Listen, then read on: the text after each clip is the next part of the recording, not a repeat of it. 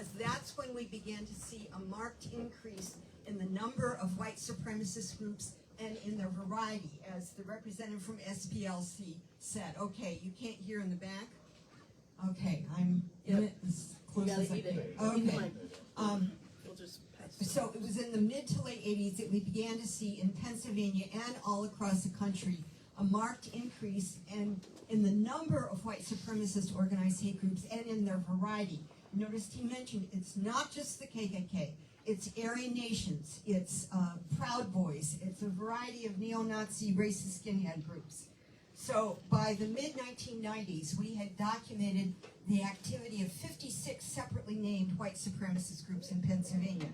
A lot of their activity was literature distribution and racist stickers going up here and there, and in some cases it was just a couple people with a name.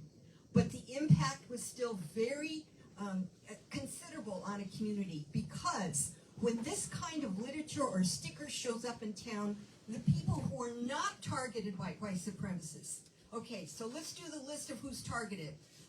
All people of color, the Jewish community, the Muslim community, the LGBT community, immigrants, and people with handicaps and disabilities. They are on the list as well. Everybody else gets to go, oh, this stuff is so weird. If we ignore it, it'll go away. That's just the opposite of what we need to do.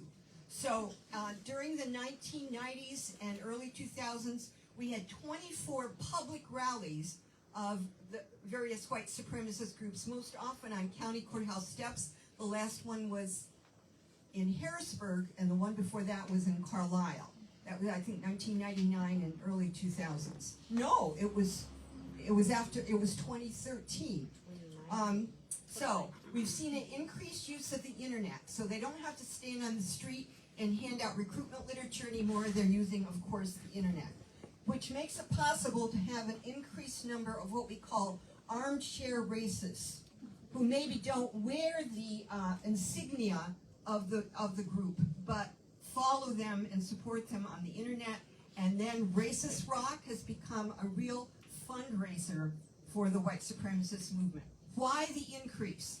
Changing demographics, loss of blue-collar jobs, the 2008 backlash against the first black president, and then in the 2016 campaign, that's the first time we had clearly white supremacist rhetoric in a presidential campaign. Okay. I'm done.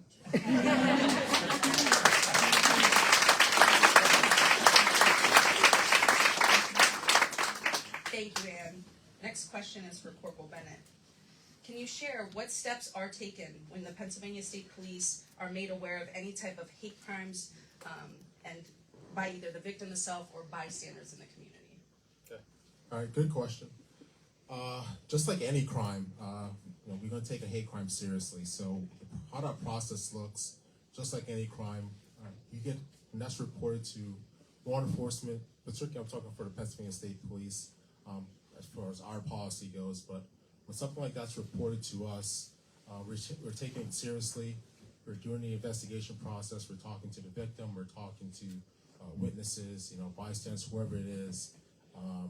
Just making sure we're doing a diligent job, just making sure we're addressing the issue. Obviously, the criminal act that what occurred, and from there, that report is that incident is notified to our hate crimes unit, which is our Heritage Affairs section, and we track and monitor all hate crimes, whether it's on our state agency, or with our local partners. We're monitoring all these events throughout the state, and we're making sure that they're being handled accordingly, that the appropriate charges are being made. When there's a hate crime, that we're charging that ethnic intimidation enhancement, and making sure, obviously, that these perpetrators are, they're understanding. The community understands that obviously we're handling this in a serious manner. Thank you. Thank you for the answer.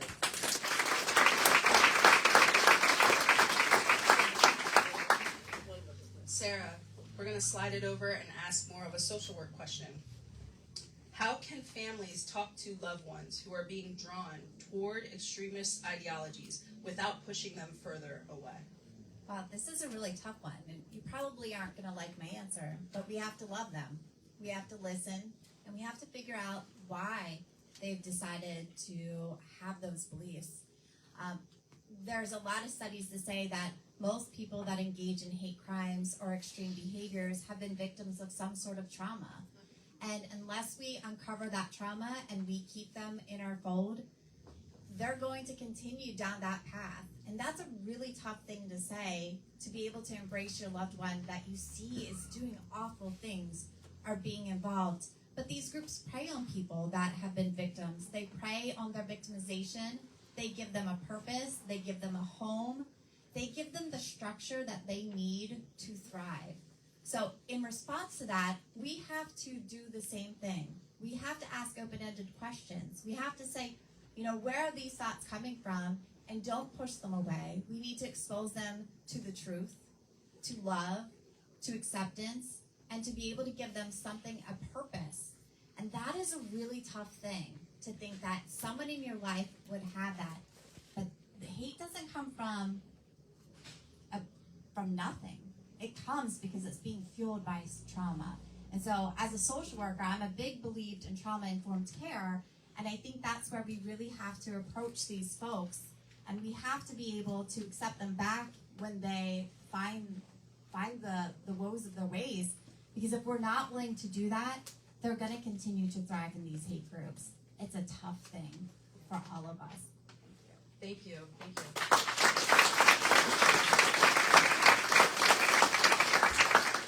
And if I can add on, it's difficult being on the other side, the recipient of the hate, and navigating, your own internal biases, and how do I walk through this with the 3 pillars of the civil rights movement of truth, love, and kindness, and recognizing, as you just said, that hate is a heavy weight to carry, one, and there's a reason why they're holding on to it.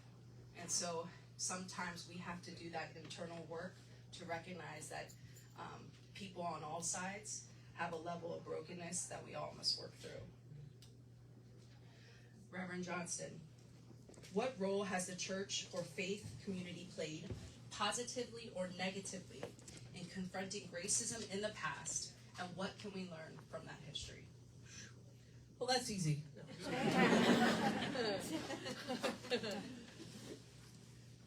I know the white church, so let me speak for the white church. The white church has been afraid to acknowledge its own legacy of white supremacy and patriarchy. We don't like to admit those things out loud. Dr. King called out the white moderate churches in his letter from the Birmingham jail. We've been too quiet, and as you've heard over and over again, that makes us complicit, and that's hard.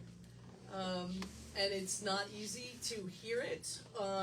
We don't like certain words like supremacy, but it's been part of our legacy, and is something we need to name and then continue to work to try to figure out how to do better. And it's small steps, it's not quick fixes, and that's part of the challenge as well. On the positive side, if a church is moving in the right direction, a church is one of the few places where we're still multi-generational, right? Where we're still gathered together as a community, and you got kids running around knocking out people, beating them to the snack table. It's where we still gather like that, and it's when that kind of energy can be harnessed, then the church can be amazing. We were working really hard to make that not a secular event, but one where everybody felt welcome, because some people have been really hurt by the church. But that was all run and put together today by faith leaders. The church has a place to lead, and God is calling us to lead. And there's a challenge to that, because not everybody's going to like it, even in our pews. But you just got to suck it up and do it. And if you're like me, and 2 Sundays ago, preached a sermon on how God, you never know when God's going to call you in action, and then, man, God's going to call you on that. So it can't just be a Sunday word, right? It's got to be through the week, and then we come together on Sunday to regroup and worship God and get right back on out there. Reverend Johnston.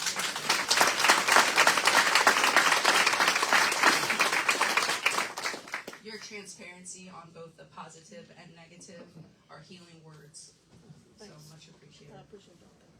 Reverend Bobby Jones, how has the history of the KKK and racial violence shaped your view of the Black church's mission in America?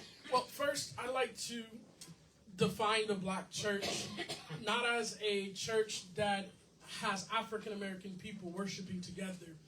I define the Black church as a Christian organization who is standing against oppression.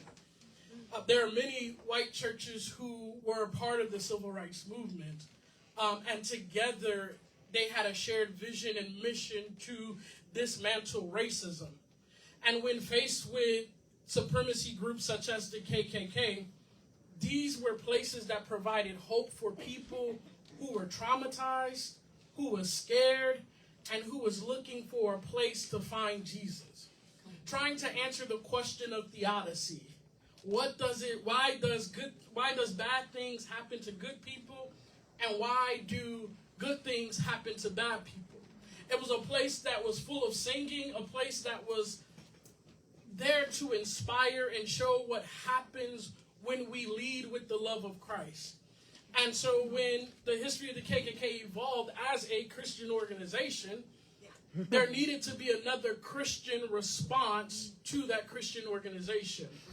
And the Black church has, even with colleges, have led organizations that showed people how to love, and that it was possible to unite together as Black, white, to unite together as Hispanics, and so forth. It was the place that provided a thing to let people know that I don't know when it's going to get better, but somehow it's going to get better. And you left from out of there energized, and you went there to see God at work within the community, not just in the church. And so I believe that the Black church's mission today has to continue to not only provide salvation and salvific hope for people in the pews, but also begin to be a voice for people out in the community. Because if our mission is to stand against oppression, we have to be bold enough to stand against all forms of oppression. Come on.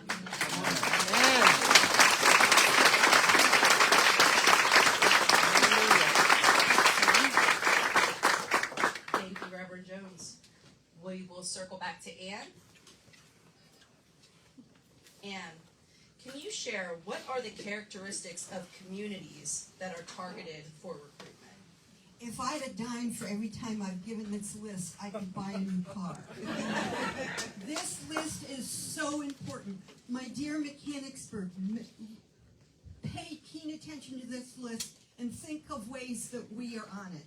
So these are the triggering conditions. These are the characteristics of communities where hate groups are best able to take hold and where hate crimes among everyday people are most likely to happen. Number one is fear and hostility about changing demographics. Communities with a history of being homogeneous. Disconnection between different racial and ethnic and religious and sexual orientation groups. So that one group gets harmed, the rest of the folks can go, well, we don't know those people. We have no responsibility here. So that kind of disconnection among everyday people. And also, and this has already been referred to, disconnection between stable mainstream adults with alienated youth. You got any alienated youth in Mechanicsburg? Yeah, I think you do. And okay, and the fourth is failure of community leaders. Now, usually what happens is after something awful happens, like KKK literature, everybody speaks up. But that is not enough. Community leaders have a responsibility to talk about, yes, we are a changing community. Diversity is happening. It's going to increasingly happen. It's not just a neutral fact. We can make it positive. So regularly teaching and talking about changing demographics. The last characteristic is the most negatively powerful, and that is the silence of good people. Now, the best thing that happened to me, the most helpful thing that happened to me on the job chasing neo-Nazis around Pennsylvania for 23 years was getting to know people who left the white supremacist movement, got sense, and came to work on our side. And And one of the things that they said is that little calling card or little hate graffiti that goes up here and there, that's your test. And if you respond with, if we ignore this, it will go away. Don't give them attention. That's just what they needed. So we need this now, but we need this kind of voice ongoing. Okay, that's it.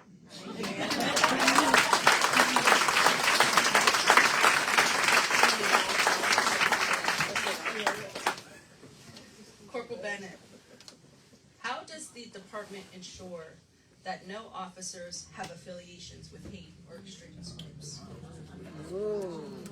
It's a good question. So, again, I can only speak for, I've only been a part of one police department, that's the Pennsylvania State Police, and I can say what our policy is regarding that.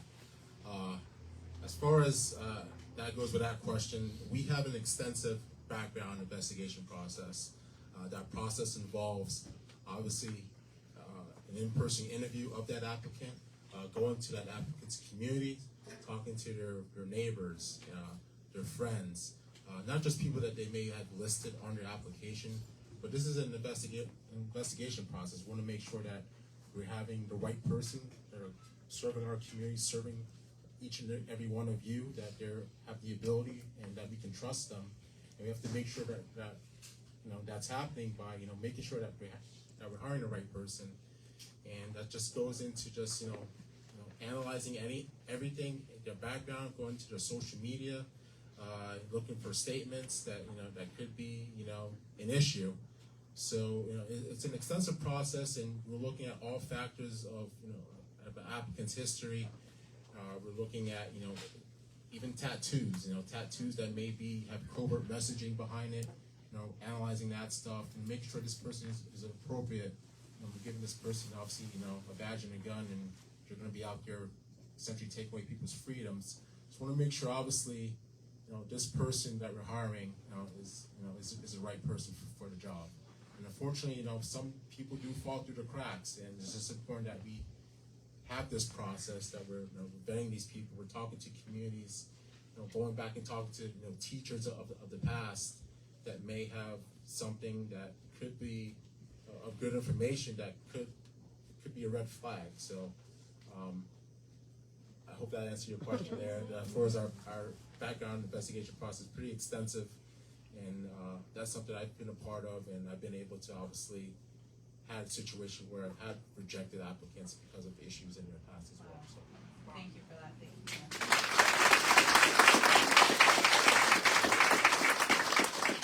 And if I could just add on to a little bit of the work that that Corporal Bennett from the PSP Heritage Affairs does, is they offer free training. We mentioned in his bio that he comes out, him and his team, they come out in areas of civil unrest, and they really do the work in talking to the different houses of faith, the people, hearing the stories, what's going on. They seek to understand. That's what they lean in with, and then provide resources and opportunities. So it's been a pleasure working with PSP Heritage Affairs, especially with Connect to the PHRC and the Civil Rights Division. And so we thank you for your honesty in that difficult question.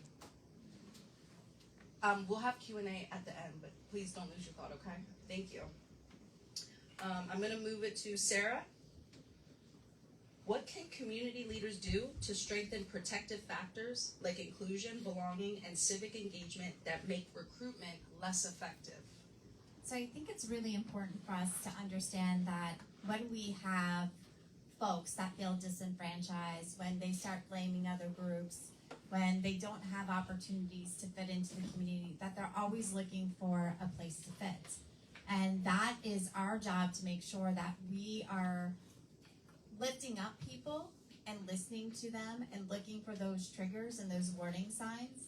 We need to be welcoming to those youngsters, because let's face it, it's a lot of young males out there that are without jobs, that are blaming people, that have irrational thoughts about immigrants coming in and taking their jobs and feeling very sad for themselves. So it's our job as community leaders to identify these disenfranchised folks and invite them in and listen to them and find them opportunities and give them exposure to people that they may not have had an opportunity to meet.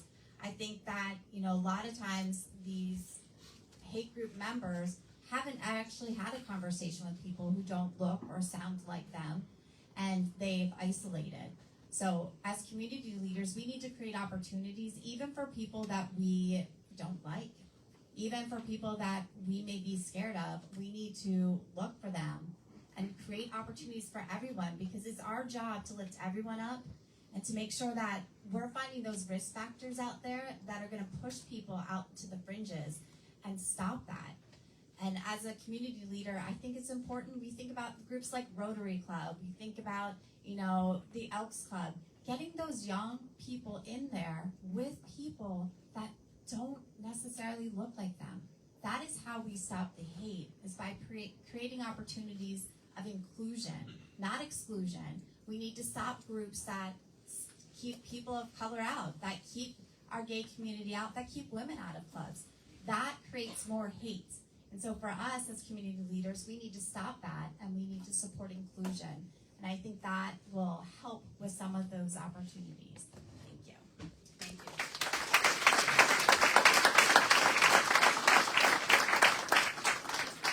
Okay, Rev Johnston, I'm going to combine two questions for you. Oh, man. So a call to action question: how can people of faith move from awareness to sustained action against hate and racism? And then thoughts on how can interfaith partnerships strengthen this collective response? D, all the above. As far as people of faith, like individuals, find your spots, be consistent, get your rest. Right? You can't go 24/7. You're gonna burn out. The phrase I've heard, because admittedly, it can be really, really overwhelming. But the phrase that's helped me along has been, when they go low, we go local.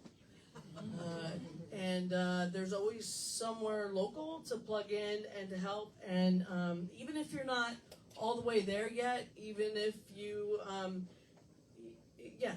not all the way there yet on systemic racism and white supremacy, and especially when we use that word, and patriarchy and homophobia, even if you're not there, if you help at your local food bank, if you serve others, you will see firsthand just how much the systemic oppression is a thing. You will see it so quick and so fast, and then you'll also be able to see the beloved in your neighbor's eyes that you never would have even run into before. So get involved. And get your rest and hang out with folks. You asked about interfaith partnerships. Well, for me, it's accountability and actually learning on a much smaller, less risk level how to get along with other people. I mean, our interfaith, there's folks that, there's churches that aren't even there on having women, serve. Let alone gay women. So but we have to come to the table because we love our community. And so if you can have that trust and honor one another on one level and have those conversations, it teaches you how to have the even deeper and harder conversations on another level. Extreme ideologies are broken down over one-on-ones, over community, and over connection. You can't just put up a post on Facebook and have it fix it. That would be amazing, but you cannot. It just requires the coffee shop. It requires doing things like this together. It requires hard work. It takes time. It takes commitment and practice. But it's very much worth it in the end. Thank you.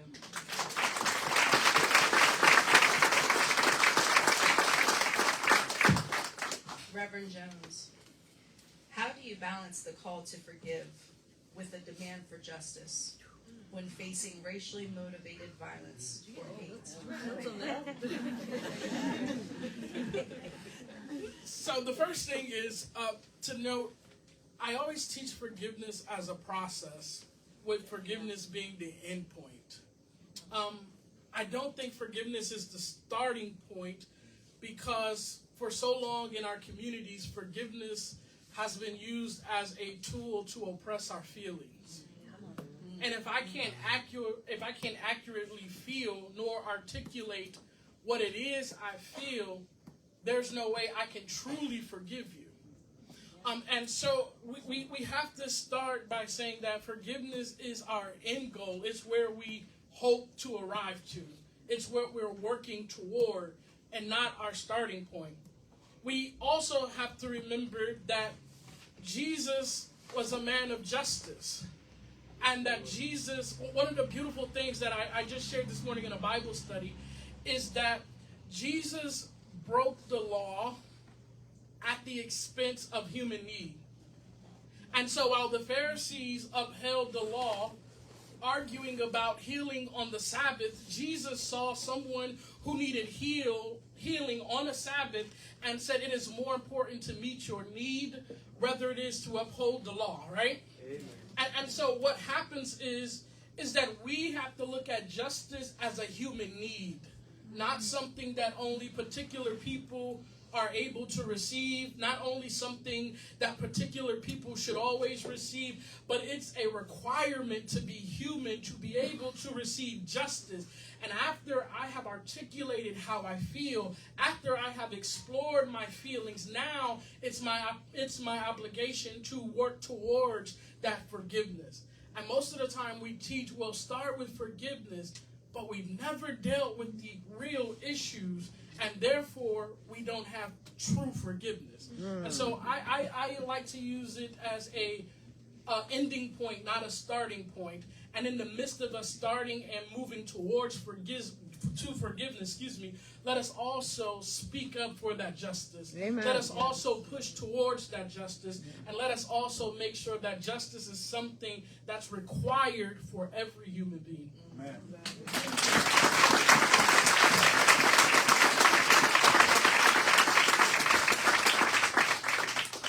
We'll go on down to Ann. I'm going to combine, we'll do one more round of questions. But Ann, I'm going to combine two for you. Can you talk about what the key things are that you have learned from people who left hate groups?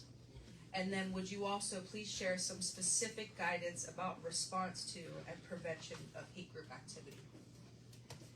I would love to tell all their stories, but they all boil down to this. No one else wanted them or valued them. They did not have a rock to hang on to. And there was some white supremacist group there to say, we want you, we value you. Now, one of the things we always did with the people who left the hate movement and came to work on our side is we would say, write for us. What do you want to say to police? What do you want to say to clergy? What do you want to say to educators? So this is a piece I want to read to you from David. When I first met David, he was the East Coast security advisor of the Aryan nations, and he was good at it. He was good at sucking in alienated young people. So when he came to work on our side, this is what he said. My experience in the extreme right was that of being around my own, the untreated mentally ill. PTSD, mostly from their childhoods, rampant sexual abuse from childhood, manic depression, drug abuse, alcoholism, paranoid schizophrenia, clinical depression, you name the mental illness, and it is there and generally untreated. Then he went on to say about the leaders in the white supremacist movement. Those who have found at least short-term means of functioning, generally mixtures of drugs and alcohol, or an absolute dedication to the belief structure, the hate movement, tend to find themselves pretty quickly advanced. But that's who we're talking about. People who are struggling, who have no rock to hang on to. So one of the things, and you've heard it a couple times, we need to make sure in Mechanicsburg or wherever we are that the door is open for people who are struggling. The other thing I want to say is, throughout this conversation, make sure we keep in mind that hate groups are not the problem. They're a symptom of a larger and a deeper problem, and that is the fears and the biases in the hearts of mainstream white folks off which they feed. And what else did you ask? If you could share specific guidance about response to and prevention of hate group activity. There are a number of great resources. Southern Poverty Law Center use everything they have ever printed. great resources. Connect with those who are targets of hate. Open the door to those people who are ripe for the picking for hate groups.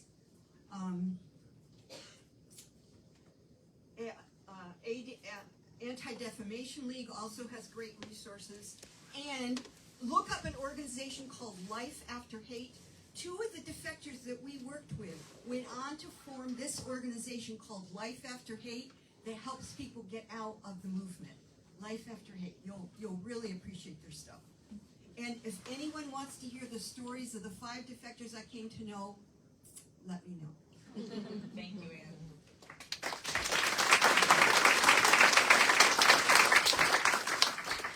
Corporal Bennett, I know that you probably don't have the exact data in front of you, but for those of us in the community that would be interested in learning more about what the Pennsylvania State Police see on a larger scale when it comes to hate groups and hate crimes across the state, how can we go about retrieving that information, and is that something that could be open to the public? So we get a lot of our data from various resources. One that we use is the Southern Poverty Law Center. We use the ADL. We use our federal law enforcement agencies. We rely on them for getting this data as well. As far as getting this information, we can go to the public. We can go into the public setting and deliver this information to the public through our various trainings that we offer. In particular, we have our hate crimes and bias-related incidents training that we can educate the public on, our local police departments on. Just deliver that training to the public. They can be aware of, obviously, what type of activities that are going on, not just in our state, but throughout the entire country as well. Awesome. Thank you for that information.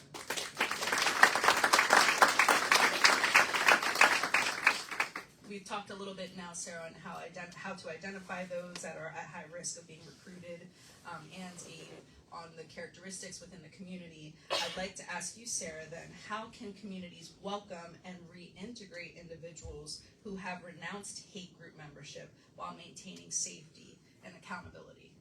Yeah, accountability is key. It's not excusing behaviors, but therapy, healing, inclusion, it's really important. And, you know, as Ann said, mental health treatment is very important. So NAMI is a great group to reach out to because a lot of these folks have suffered great PTSD, trauma, and they need therapy, but also maybe your neighbors need it. Maybe their parents need it.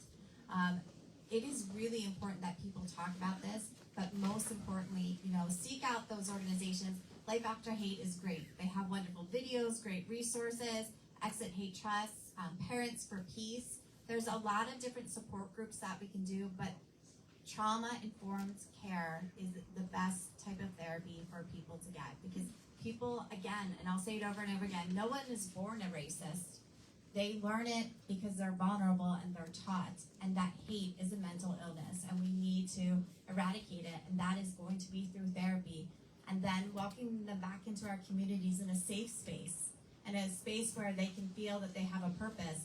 Because when they join these groups, that's exactly what they're doing. They're getting their purpose, they're getting their structure, they're getting their love. As abnormal as that sounds, that's where they're going for it because they couldn't find it. So as a community, we have to step up and really seek out those opportunities to welcome people back in a safe place while holding them accountable for their actions, but making sure that we're all healing together.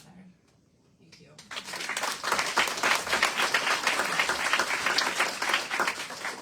And I think that that's a perfect spot to say that this town hall, one of the goals for that was to do just that. How can we bridge the divide? How do we bridge the gap?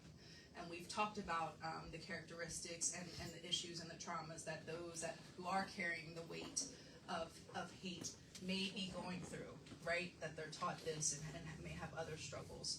And my hope is that, and it sounds like from the representation tonight, the showing of people tonight, that Mechanicsburg may hopefully be in a place to be open to those conversations, to provide those resources, to get on the other side.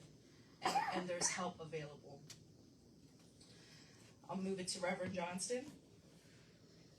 What message of hope can faith communities offer to those who are feeling fear, despite or despair in the face of such hate?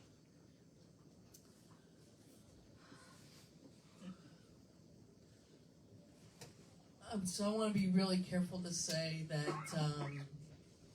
I cannot speak for those who. I can't speak for anyone but myself, right? So I don't know what it's like to walk down the street black. I can hide the gayness somewhat unless I'm on the softball field. I can. I knew I was going to say something stupid. So let me put that caveat out there. Yeah. But for those in this room, right, we got a lot in common. A lot of us, the majority of us. I tell my congregation at the end of every service, and I snuck it in tonight, to hold on to what is good. We know that God created us to be beloved community. We know that, whether we see it or not in our time. And we can still hold on to that good. We can hold on to it, hold on to that hope.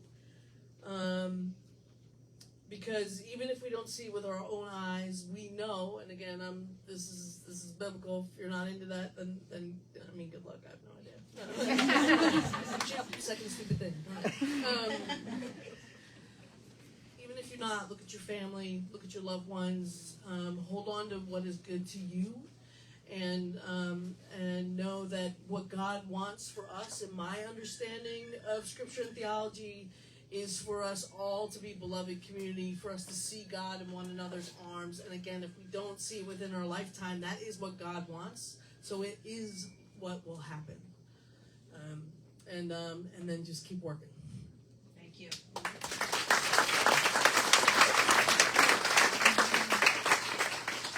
Reverend Jones, what does true reconciliation look like in a community that is still dealing with the effects of racial hatred? That's probably the one that I struggle with the most. Identifying what that looks like for me. Again, only speaking for me.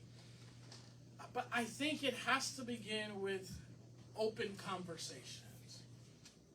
It has to be in a place where you're willing to hear me and not necessarily feel threatened or guilt or anything like that by what I say.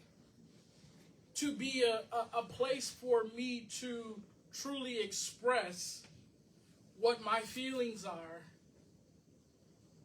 I think that's a good starting point. Because it allows me to articulate what I need in that moment. It allows me to articulate what I'm going through, how I am digesting what has happened to me. It gives me space to talk about my trauma, to talk about my feelings in a healthy way. And I think that is the starting point. I don't know what it truly looks like, but I can tell you what I think where it starts. Thank you for that.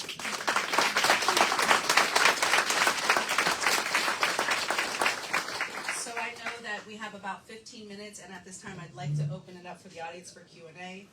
But I would be remiss if I didn't ask the panelists one last short question. Can each of you take just 10 to 20 seconds and tell us what drives you?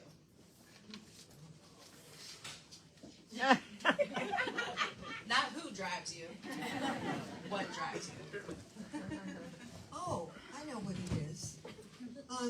In this work, I was able to see for sure that hate is an act of fear and weakness, and that love is always more powerful.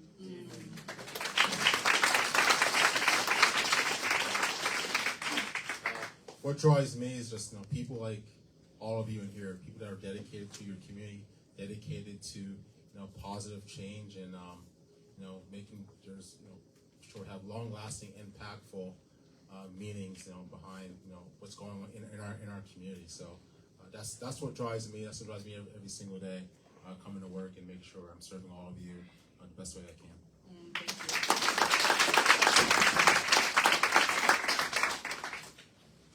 What drives me is my daughter. This world should be a better place. It should not be getting worse. So it's my job every day to wake up, to find a solution, to find the good in the world, to help other people find the good. Because when I leave this place, if she chooses to have children, I want it to be an even better world for her. So I think, every morning I wake up, I think, we've got to make this world a little bit better, and I want to be part of that. And I'm going to make my neighbors be part of that. So I'm a little bossy. So that's what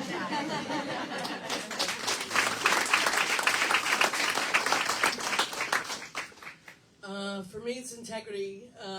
Some of you are preachers in here. We know that we pray and we read the gospel, and then sometimes our hands just start to write. I'm old. I write first before I type, and just it flows, and then you preach it. And if you preach it, you got to practice it. You have to have integrity. I also have a strong sense of guardianship for the community and everybody in the community. If you're a Taylor Swift fan, I protect the family.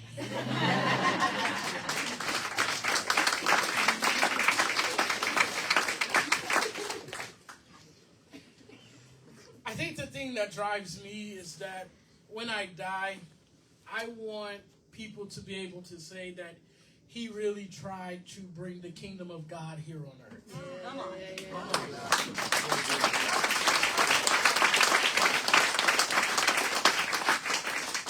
Thank you.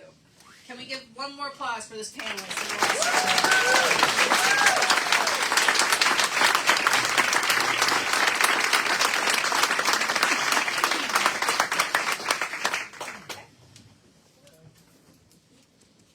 Thank you so much. Lovely discussion on the justice, love. I'm a psychiatrist in the community, and as we are talking about justice and love and hate and oppression, right now with our taxpayer money, there is an ongoing genocide. And many genocide scholars are looking at that as part of the bias is hate, and as if Muslim lives don't matter as much. But that creates many conditions to radicalize some of the community members from them, because nobody cares while 500,000 people are killed. And that's where I wanted to ask also people here in America, but also what our taxpayer money is starving kids. How do we respond from here, and how do our leaders respond to counter that hate and stand for justice when it is being done with our own money?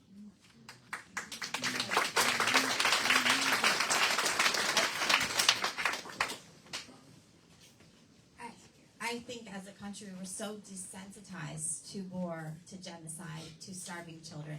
It's a shame. And I think we have to look at humanity, and we have to start putting the stories out there and listening to each other, because it's appalling what is happening all over the world, and I do think it has desensitized us. It's like school shootings. I remember being upset, now it's just a thing. So when you take the value of someone's human life, regardless of where they live, who they worship, it does no good. And it's an epidemic in this country, and it's an epidemic in this world. So truly, it has hardened us, and I think we really have to listen to those stories, regardless of where they're coming from. So I thank you for that, because I think that's a very important point, and we often miss how desensitized we are to the violence that we participate in and that others are participating in. Thank you. Thank you.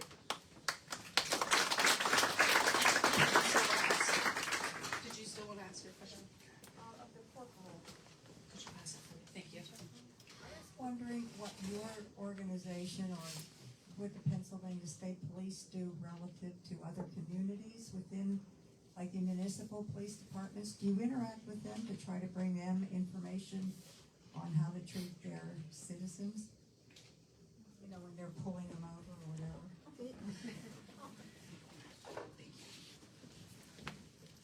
So our interaction interactions with our unit anyway, we oversee a lot of the hate crimes, and we also are in the Office of Community Engagement. So our function is to go into communities, interact with the community members, cultivating a positive relationship. And when it comes to our local police departments, we do offer various trainings for those local police departments. We have topics on racial profiling awareness, cultural diversity awareness, hate crimes, bias-related incidents,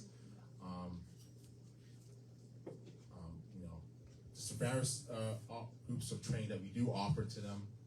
It's up to them if they want to take that training. We can't force them to.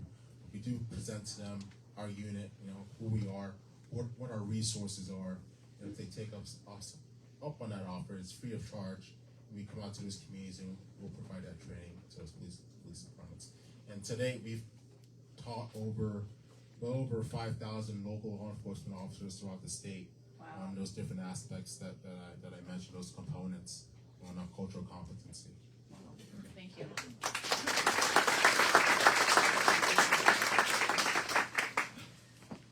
Let's see.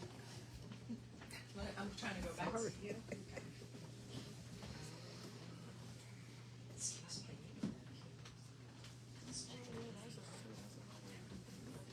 Thanks, Cheryl. I just wanted to mention how beautiful this was tonight, and just because several of the panelists mentioned ADL, the Anti-Defamation League, I did want to mention to everybody that I am a regional representative for the Anti-Defamation League. So if anybody does want to reach out to be able to utilize our resources or expertise, we're also here for the community. And I applaud this entire community, and thank you for allowing me to be here tonight. I just thought it was a beautiful representation.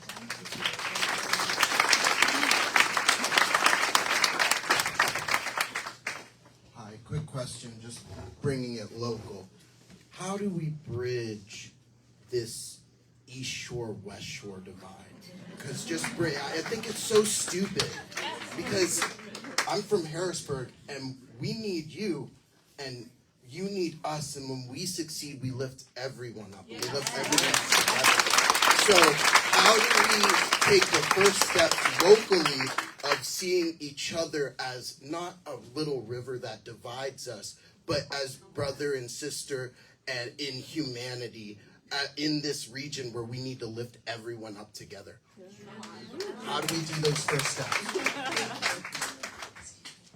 Who's taking your question? Oh man. First of all, I'm from New Jersey. That is not a shore. A couple suggestions. One is partner congregations with East Shore, West Shore congregations. And within those partner congregations, partner families, so you get to know each other as family units. Another suggestion is listening sessions with young people. So get struggling young people from the West Shore, struggling young people from the East Shore, set them in a room together and have listening sessions with them. They will find tremendous common ground, and the adults will learn a whole lot. Thank you.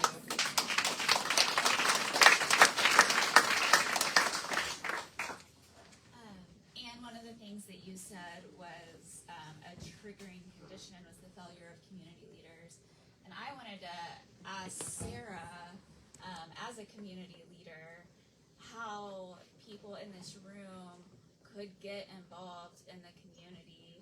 I know that we have an election coming up, and there's probably positions that are uncontested, or even like there's no one running for it because there's not enough people to step up.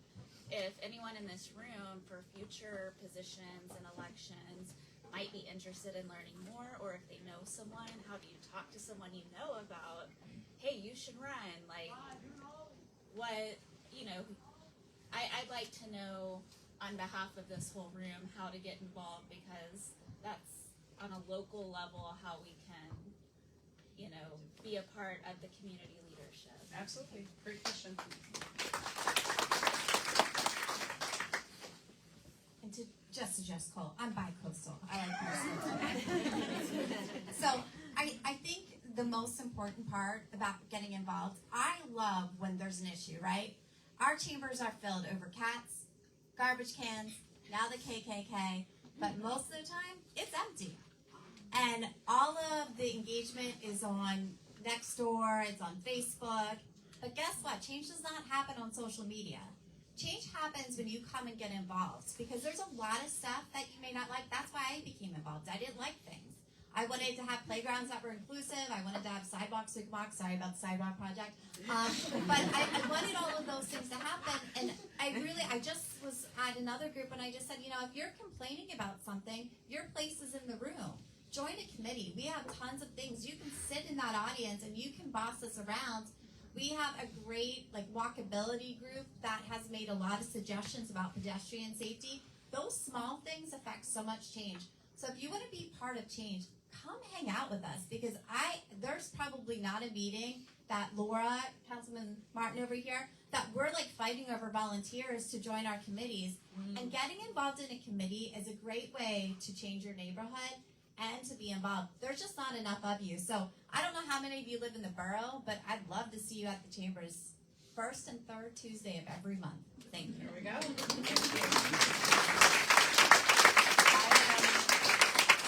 Looking for Marsha. Here we go. Can I ask you to share a little bit on the work you do and do a call to action for those in this room that also want to know other ways that they can help? Thank you. Well, hi everyone. You know, I am so moved to be in this room with such big, caring hearts.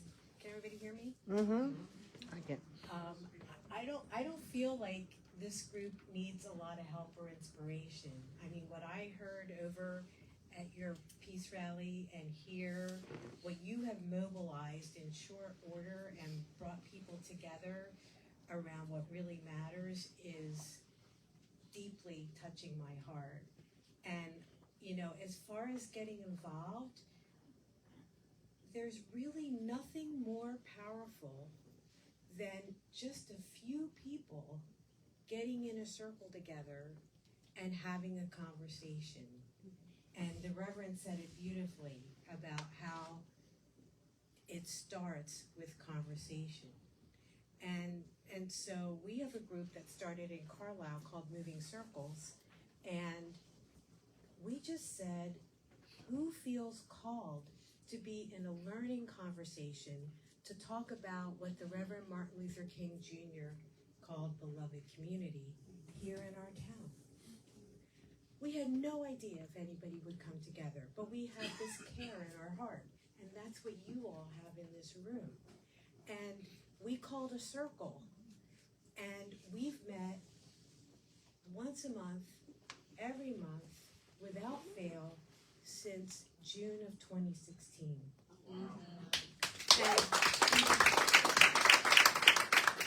And in 2019, when the KKK showed up in Carlisle, and they were leafleting and recruiting, a group of people from Moving Circles said, we have to do something more outreaching, touch all the spokes of the wheel in the community, and send a strong message that hate is not welcome in our town.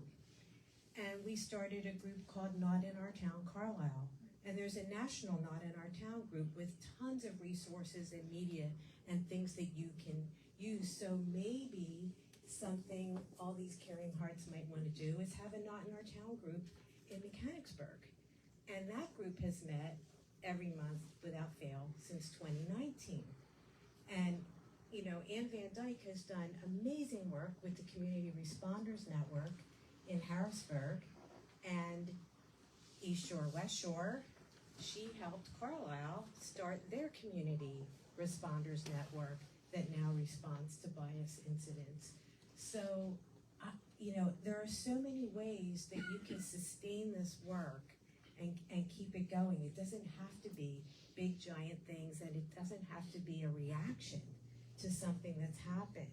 So I think, you know, and the PHRC.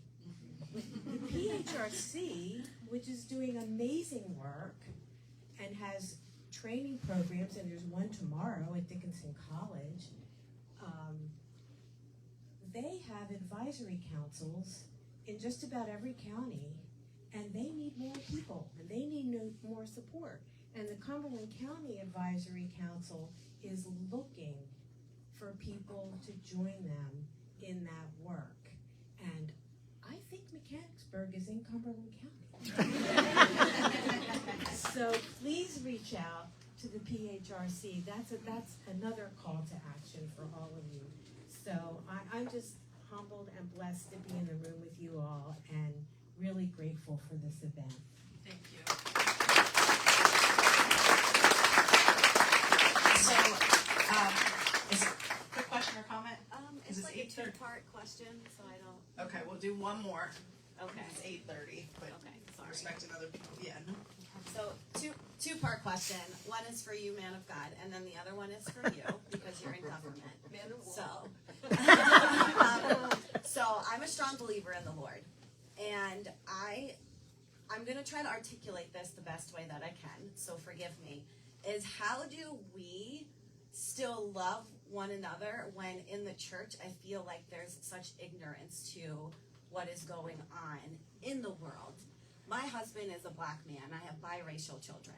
So it's like, I'm having a very hard time articulating this because it's like every room my husband walks in, and I'm probably going to start crying, he's the only black man. He's in government, right? He's the only black man ever in the rooms that he's in. And I don't know how to bridge that gap. And he's just so used to it, and it bothers me. It is not okay. And not to get political, but it's the Republican side. Not to get political, I'm a woman of God. I register as Republican, but there is not inclusivity in that party. And what can we do to make it more inclusive? What can we do to open the door so there could be black men and women welcome into those rooms where they're not welcome? I don't know if I'm articulating this right. Oh, you're clear. I think you did it.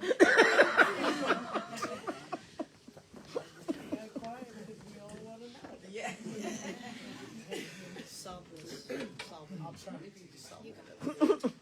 Well, first, your husband is facing a real reality that I face every Sunday morning.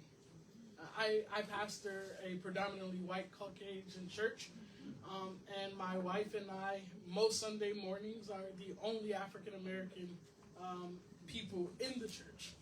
One of the things that I have done and have tried my best to do is to, whenever I'm away, invite other people who don't look like the congregation. I think that's the groundbreaking part. It's something I have not figured out just yet, but creating small groups, I get, even in my current church, I get less attendance at Bible studies that deal around social justice issues, less attendance on things that deal with tough topics. And so this last 6 weeks, I did a sermon series titled Facing the Dark, primarily asking the question, has the church become afraid of the dark? Because these questions and these situations are things that I believe allow darkness to roam and then creep into our church. And we become distracted by arguing theological politics, if I may say. But meanwhile, there's a community of people who have yet to see God be used in an inclusive way inside of our buildings. And so it's a tough fight. It's something I deal with. I feel your pain. I feel his pain. And my wife feels your pain as we are doing this. But the one thing that I can say is to keep vocalizing, find allies who are willing to have those conversations, form small groups, and learn these small groups at other churches who are doing similar things to begin to have those conversations. Because Revelations 7 and 9 through 17 shows us a picture of the kingdom of God that's diverse, it looks equitable, and it's very inclusive. And so I believe that's how we need to begin to formulate our churches, which is why I define the Black church as institutions of God, of Christ particular, standing against oppression. Thank you. But just to add to that, I echo how your husband's. I'm in a interracial marriage. I have biracial children, so I face the same questions. I walked his shoes, been in his place, and going into policing, is dominantly white, right? So, first question I had to myself: why is it like this? How do we fix this problem? Because it could be an uncomfortable feeling, being in a profession where not many people look like you. That could also be an issue. Are we serving our communities the best that we can? Are we relating to our communities the best way that we can? And I know we've been making great strides to do that, going into communities, making good, promoting good relationships, going into those minority communities anyway, and making sure we let them know that law enforcement is a profession. It's a great profession, and it's for you as well. It's people, different backgrounds, men and women, and it's definitely something that I've had to tackle and deal with my entire life. Just going to school, going away to college. I grew up in New York City, so coming up here to rural Pennsylvania, my first stop at the academy was York County, and it was a big change for me, a big lifestyle change. So I understand how you feel, and definitely we want to try to obviously promote good environment, having those good interactions, talking to people that you never spoke to before, different races that you haven't spoken before, and that's what we teach our cadets at the academy as well. The first week that they get there, we have this cultural diversity component where they get a chance to learn about one another, learn about the different cultures that are in the room, where they've been, what's going on, stuff like that, and just promotes obviously the awareness that there's more than just what they see that's in that room. There's certainly a broader thing. There's a broader mission. There's a broader goal here, and it's to serve different people that are coming in our Commonwealth. So hopefully I answer your question the best way I can, but I do understand where you're coming from there. Thank you.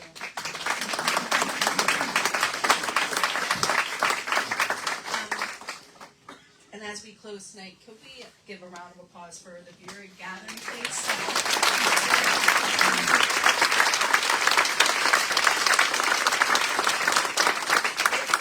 It is so meaningful that when something happens, how quickly community can organize, how you can offer your place at no cost to the people for a time such as this.